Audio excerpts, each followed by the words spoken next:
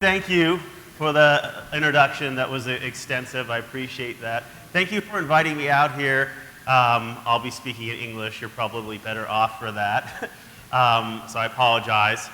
I'm going to sort of talk a little bit on, hopefully I'm excited to be here to be part of this conversation of what we're all sort of thinking about design education, design thinking, how it can not only affect the academy, but also the kind of emerging culture around us.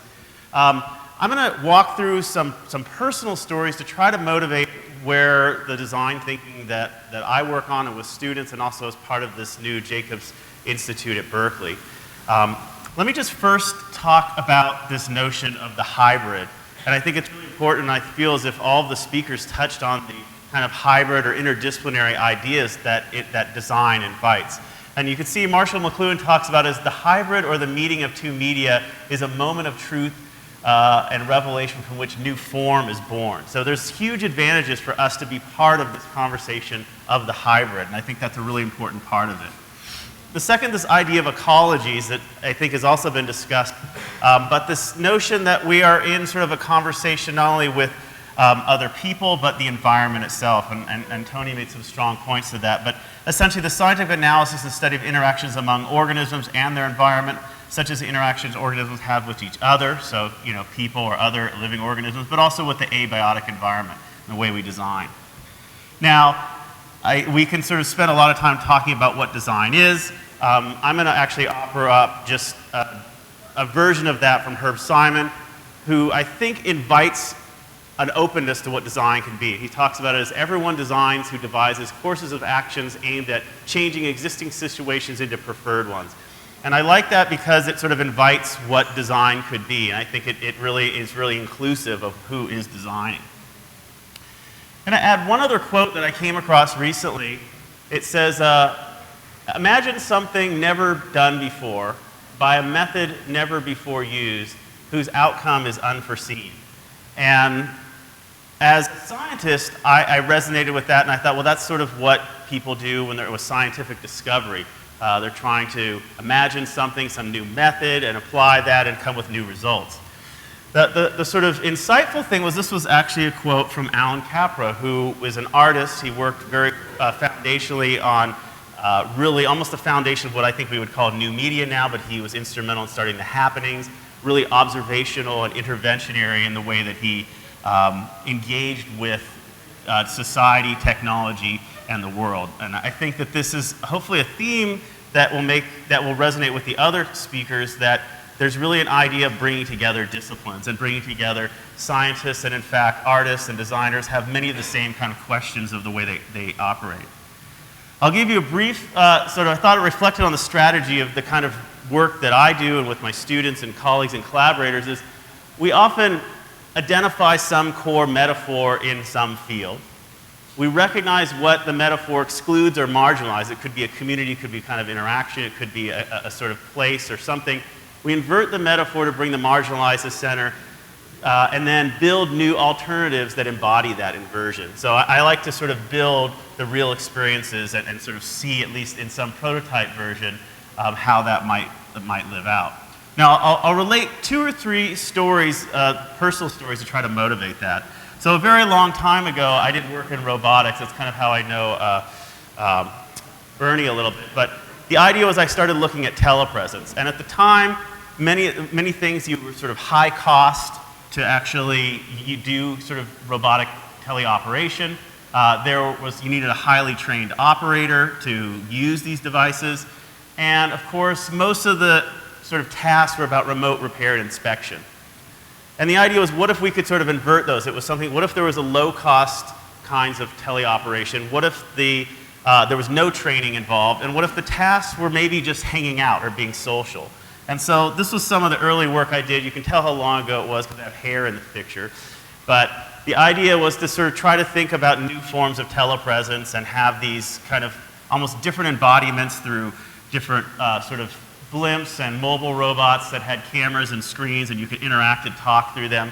And this was a good 25 years ago, so it's dated work, but it was instrumental when I look back to try to think about this project because in a lot of ways it started to open up how we might have a separate body, how we might experience new locations. And of course, now you're familiar with this huge landscape of these systems. But it really started from a lot of early thinking coming out of robots and teleoperation, but into the social side. And someone sent me this slide recently, and I happened to be on the top of this. And this was work I did with my advisor at the time, John Canny. And I thought, where did we get the idea for this? Because even the way we thought about the interactions were, yes, remote repair and inspection, but maybe just socializing or hanging out. We thought you might use some kind of tablet-based device that didn't yet exist. And it's very similar to the kind of marketing literature that exists now. Now, I have a lot of failures too, but at least this was sort of a successful project. And I thought about where that kind of came from, where the ideas came from. And some of it was out of robotics, some of it was from teleoperation, but a lot of it was also from artists. And one of them was Andy Warhol, who had done these silver clouds, and he had thought about this idea of movement and space and a kind of cohabitation with these kinds of objects and artifacts. And also an early piece, an art piece called Hole in Space by Kit Galloway and Sherry Rubinowitz that basically allowed people across the country in the United States, New York and Los Angeles, to speak across a shared video wall. Now, people do this very easily today using Skype or FaceTime or any of these things. This was radically novel in 1980 to be able to do that. So I thought about some later work that I did, and it was mentioned in the introduction. I worked at Intel Research. This was a research laboratory that Intel had. I ran a group called Urban Atmospheres that was trying to look at deconstructing urban spaces and sort of looking for opportunities for technology to emerge and new kinds of interactions. We did a lot of different projects that involve things such as, of course, mobile phones, and you can see these are older projects because the phone technology, but also things on the urban architecture and landscape, so trash cans and park benches and the like. One of them happened to look at this phenomenon of the familiar stranger. So these are people that are familiar to you. You see them every day in your city or your town, but they're strangers. You don't actually interact with them. You likely don't know their name, but they're an important part of the landscape. And it was another observation of something that was missing or excluded. At the time, there was a big push about social media and everyone should hang out, everyone should be friends.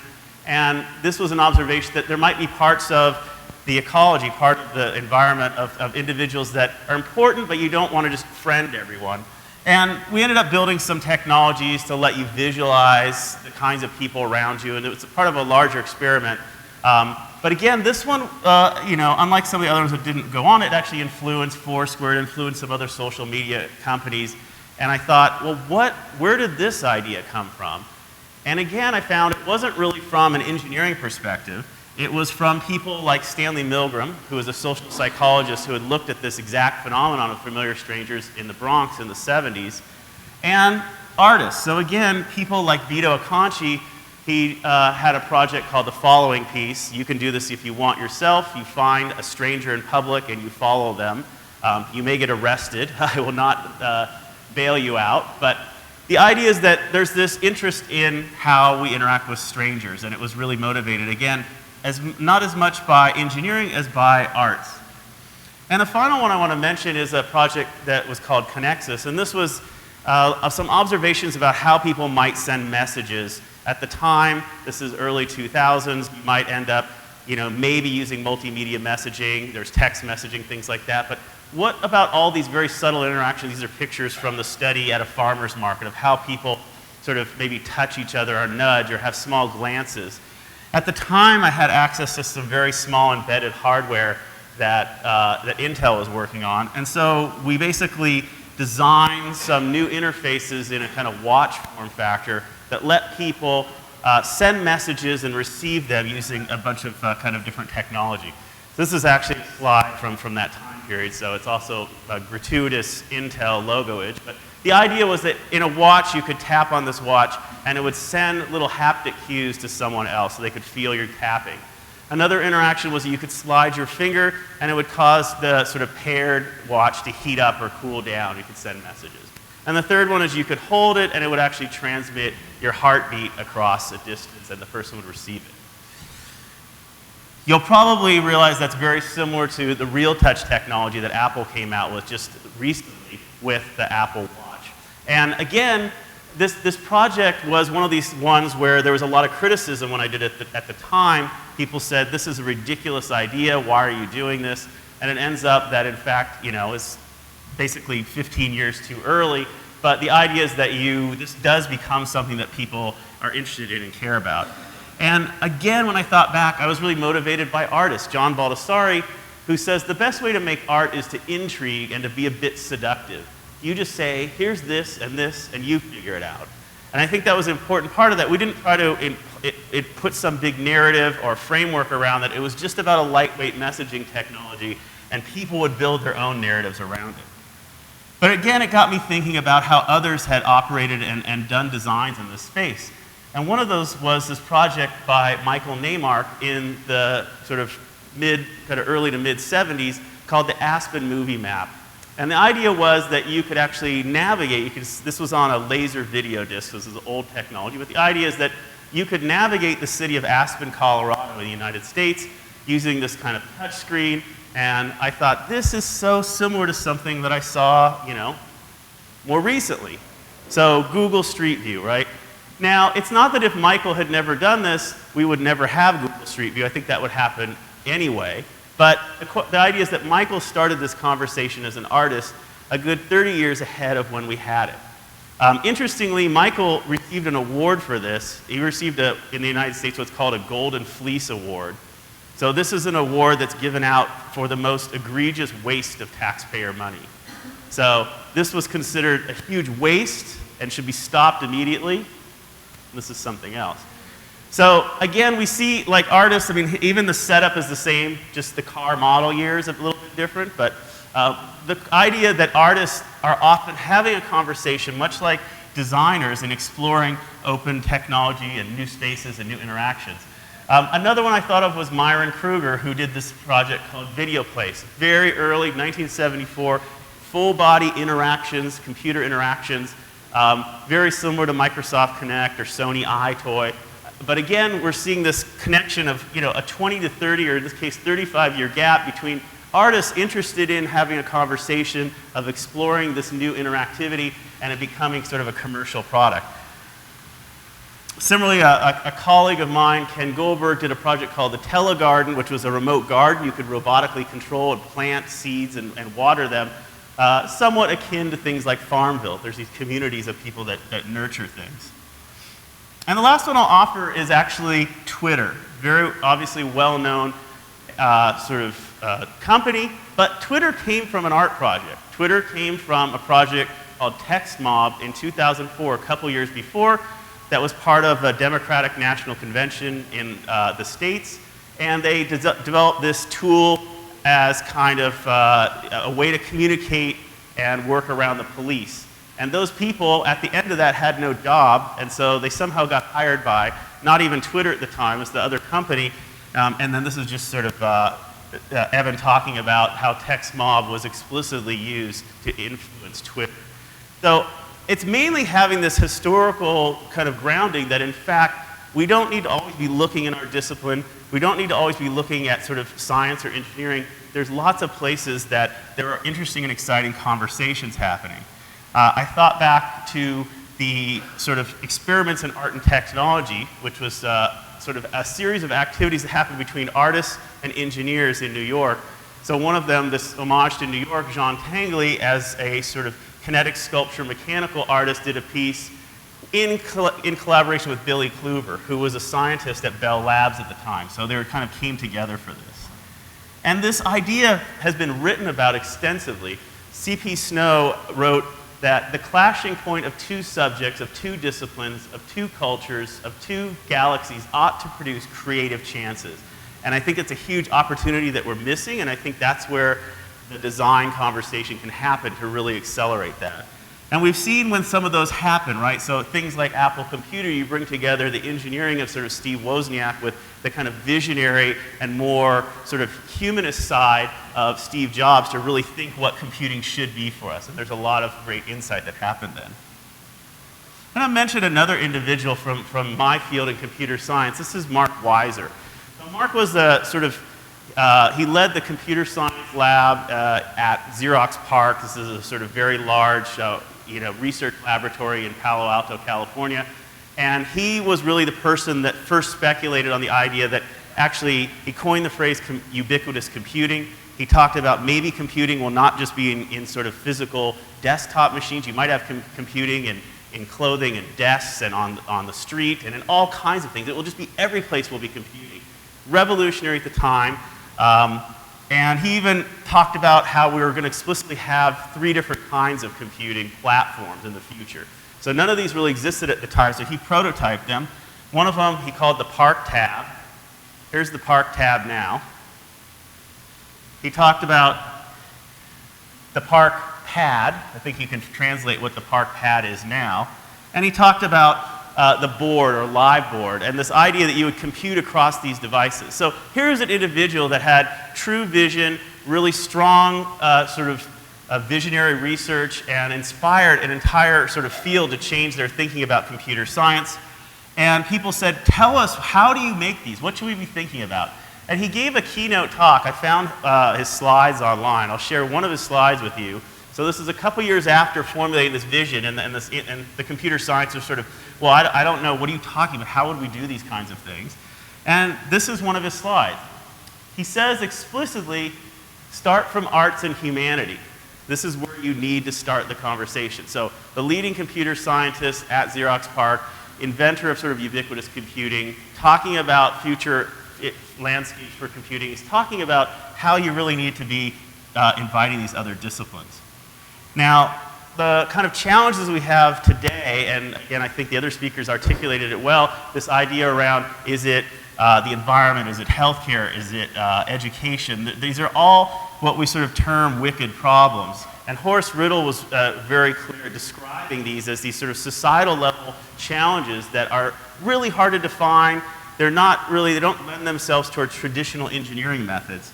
And in fact, we need to kind of use the design framing, design thinking, and the kind of elements of design to try to address these. Now, a lot of times the list here on the left are usually used to sometimes articulate what design is. And I sort of invite other complementary set of other terms that we can use. So instead of problem solving, as articulated a little bit earlier, problem framing or problem making. I think this is a big contribution for design. In the service of industry, what about in the service of society? Just sort of reframing how we think about not product, but creating debates, creating ways that make us think rather than make us buy. And this idea of doing design and design research is really that process of knowledge production that occurs through the act of design. And that's something that we can really transfer to the next generation of sort of students. Now, there's a lot of different terminology that people use in this framing, and this would be sort of hours of extra debate about critical design and speculative design and reflective. These are sort of different terminologies, critical making. I want to address one of them, this idea of critical design, because I think it's in partnership with art, and it also helps in this sort of science and engineering debate. So actually, this is sort of an illustration borrowed from Tony Dunn and Fiona Ravey, but they talk about this idea that we're at this present state, and there's this set of all things possible in the future. But there's also what's plausible, so the things that are kind of plausibly be invented that we'll sort of have. And in reality, we usually end up with the probable things that people use. But in reality, critical design lets us pivot out of these traditional axes and think about preferable kinds of engagements and products and artifacts and interactions. Now, I want to just give a couple examples of some other sort of research territory and designs to maybe use as discussion if there's time. So citizen science is the first one I want to say something about, and this is this idea of how people can participate in collecting and gathering information using, citizen science has been around a long time, but largely driven by the new mobile devices we have to collect things like air quality data or other kinds of sort of crowdsourced information. I liken this to this idea of almost citizen exploration, that we have a curiosity from our childhood about exploring, finding interesting bugs or different flowers or things. And if of all things, the sort of diversity here in Columbia just speaks to this kind of curiosity. Now, there were many projects we did in this space that I'm not going to go through them, but I want to sort of paint in broad strokes the landscape of how we approach some of these.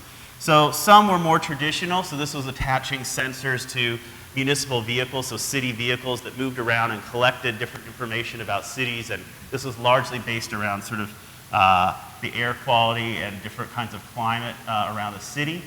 We looked at how people could share personal information about the kinds of air quality in their homes, and this led to people actually changing their behavior. Everything from quitting smoking to learning how to sort of mitigate their own air quality in their home. So again, it's giving people, much like Fitbits and other tools, give people motivation to exercise. This is giving people motivation to improve their health. And now we see these in lots of products today.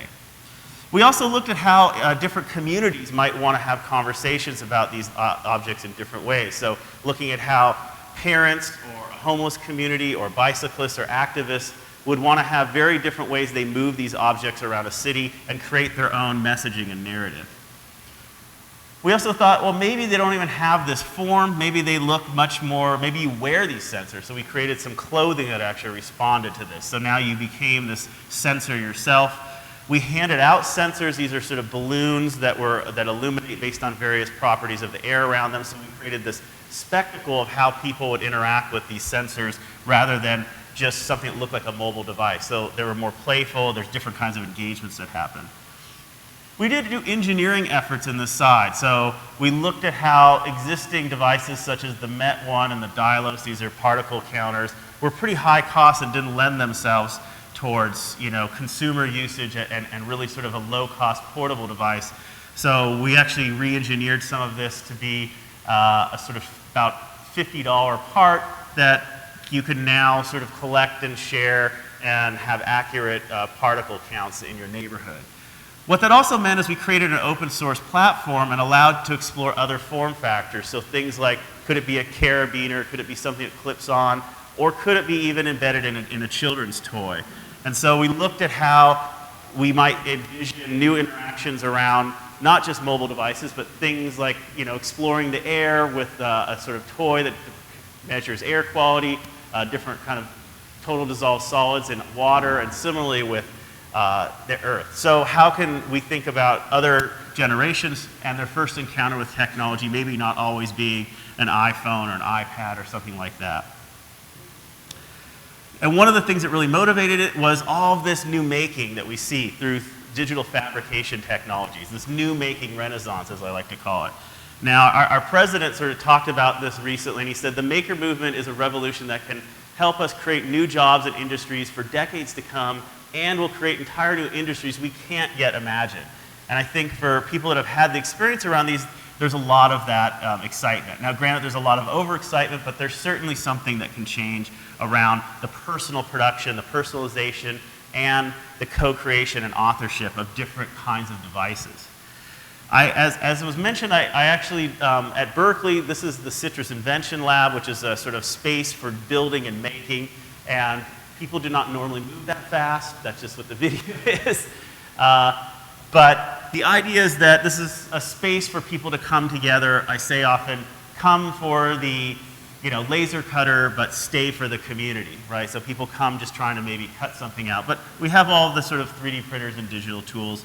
And we think about not just learning, so we teach classes in there, but also how people can build and also launch different kinds of startups and research projects. Now, in the classes, one of the classes that I teach is critical making, and we have the students go through very sort of lightweight sort of design exercises. But just to give you an example, these are probably things that you've encountered in similar courses here, but this was a project where a student basically decided that for the kitchen you could have a printer that printed certain spices. So this is like a little spice printer. This was just done about a 2 or 3 week project. Some are not always electronic. This was more of a architecture students that said, what if you could put QR codes, you could grow them as moss on the side of a building. So they found ways to actually grow almost ephemeral graffiti. And some are more lending themselves towards the citizen science approach. This was a sensor for bicyclists to measure air quality. Some are poetic and actually more critical designs. This is how would you actually tune into spoken word poetry? And the groups wanted to envision what that device might be. Some are about new kinds of wearables. This was a dress that actually, it's called Skirt, that actually moves in response to your personal space and when people get near you. This was a project to look at and gain awareness about sexual harassment around a city, so it kind of responds and reports to that. This is a series of wallets that have very different personalities and sort of almost attitudes about you spending, and they actually complain and fight back and do some rather aggressive things as you use this wallet. And some are quasi-legal. This is in the United States, so you have to put coins in this meter, and this student built a device that looks for, there's a flashing light when the sort of meter maid, the kind of police enforcement is coming. It sees that and it deposits a coin to keep you from getting a ticket. So I want to say something about this new design institute, the Jacobs Institute for Design Innovation. This is a brand new building. It just opened in August of this year. And it's focused on, this is right on the Berkeley campus, and it's focused on really design innovation. It's having some technical depth, but also interdisciplinary, very hands-on kinds of practice, project-based, trying to look at societal issues. Inside, the space is a 4-story building. It's about 24,000 square feet. We have courses in there for about 15 different departments, about 50 different courses, and there are about 3,000 students that we've sort of accommodated in there. And so it looks very much like a studio that you can build and move and sort of reconfigure, work in. We work obviously in not just sort of digital fabrication and electronic prototyping, but really working in all kinds of forms of expression and interaction. The classrooms sometimes look like a traditional studio. I went in just a couple weeks ago and decided to change it for the class, so I put a campfire in the middle. It's not a real campfire, but I put the projector so we would project up on the ceiling, and so everyone came into the class and sort of sat down, and we just sort of talked about the class while we laid on the floor and roasted marshmallows over a heat lamp. Couldn't have a fire in the building. But this making is really changing the way that we think about design and the opportunities. So even some of the work that I do as a researcher with some of my students of how we can think about taking not just the exterior form of 3D making and modeling, but create internal design features that change the actual compliance or center of gravity. Similarly, working with really different materials. So this is a material called pre-stretched polystyrene. I don't think it was here, but in the United States, it was also went by the name Shrinky Dinks. You would make this heated up and it would become very hard. So we designed a way to put circuits onto it where now the circuits are easily prototyped, and part of the form giving is the actual circuit board. We're thinking about multi-materials, so things beyond just traditional plastics and different materials. So how can you embed electronics? So we've been designing capacitors and inductors into 3D printed material. And the other topic I want to mention is just this idea of new wearables or fashioning fashionables. And I think this is an opportunity for designers to contribute. It's as much about the function of new kinds of wearables as it is the sort of form and the fashion. So I think we're well aware there's a whole ecosystem of wearables. You probably initially think of things like watches or a Fitbit, or there's Ringly, there's rings, there's different devices. And the idea was to think beyond that. What kinds of other wearables and interactions might you have? So one of my students, Joanne Lowe, has been looking at actually temporary tattoos and a constructive way to design electronics onto them. So you can actually create interactive electronics as well as sensing and ways to program them. So in this example, so she's sort of wearing this and it's responding to some music, so she's sort of dancing. But we use traditional screen printing techniques, so all these low-cost technologies. We can put capacitive and resistive sensing on board, so there's no reason to pull out your phone. You can just use your arm now to actually touch buttons and interact with your electronics. It's also, as I said, there's this new functionality, but it's also a new kind of fashion statement. So you can think about how we can sense your posture or different kinds of ways you move your hand. You can send secret messages directly onto someone, so a heartbeat could be now sent directly to someone's body. So I want to mention the other wearable that you often wear, which is clothing. So we've been looking at how we can take electronics. This is a project we've done in collaboration with Google, and the idea is to look at how you can use actual woven fabric to create very subtle and slow-changing materials. And what it means is now the clothes you will put on in the morning might be different by the afternoon. You can kind of program them to change in response to things.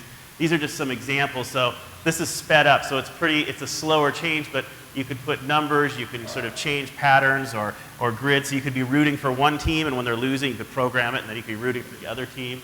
But the idea is that we can start to think about new ways of wearing and using technology. So I'll offer one last project on energy because it sort of speaks to a critical design element. And that is this idea that we sort of are always, using energy, but I want to offer thinking about energy as a material, okay, something that's like a material you would work with. So as a thought experiment, imagine someone that maybe you love or a relationship with. So this was my son a number of years ago. So imagine he went out on a swing and he collected some energy and he brought it back, and that night you read, say, a book powered by that energy. Now, is that different than just turning on the light? And I would claim it is. It's handcrafted, it's a gift, it's personally made, it has emotional content. And we never talk about energy in that way. We don't talk about it using that framework. We usually talk about how we can sort of improve the consumption model, reduce consumption, things like that. But we could open up a landscape of maybe new ways to collect or keep or share.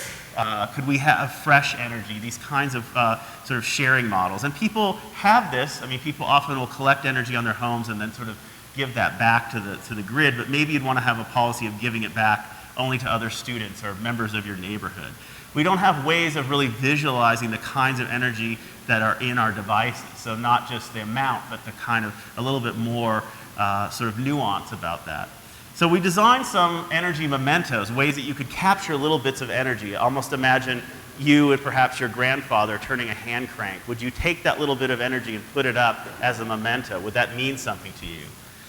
And as a sort of more provocative act, I designed these energy parasites. So these are intentionally handcrafted objects that are designed to be put out in public, and they sort of capture energy kind of by stealing it. So you could put it onto a bus or a subway, and it collects energy, and then you could decide what you want to do. You could take it, you could use it to charge your phone, you could waste it. So there's just different versions of this. This one is on like stealing it from a light from a car. There's a public fountain. There's a escalator. The idea is that you're not getting this for free. You're clearly stealing it. But where are these opportunities to engage with and visualize and interact with energy in new ways? And finally, I just want to leave with sort of these 10 kind of stratagems that I think are useful, that I try to think about. Use constraints, so technology isn't always the answer. Use less and intentionally limit yourself. Question progress, so consider negative outcomes of technology, society, and progress. What's being lost or replaced, so that's often some point for opportunity to engage. Celebrate the noir, so explore the unintended usage and possibilities of technology, even if they are sort of a little bit darker. Misuse technology, so hack, do things the wrong way. Be seamful, so exploit the inevitable technical limitations in a system to create new opportunities. Sometimes people feel, oh, I don't get, the Wi-Fi doesn't work here. Maybe that's an opportunity to create a new experience at the edges or the boundaries of that functionality. Bend stereotypes, so expand the assumed roles around who is using technology and who is supposed to be using technology. So push on those kinds of issues that come up. Blend disparate contexts, so integrate unexpected physical, organic, and digital systems together. This is very much that hybrid model of really working around different materials.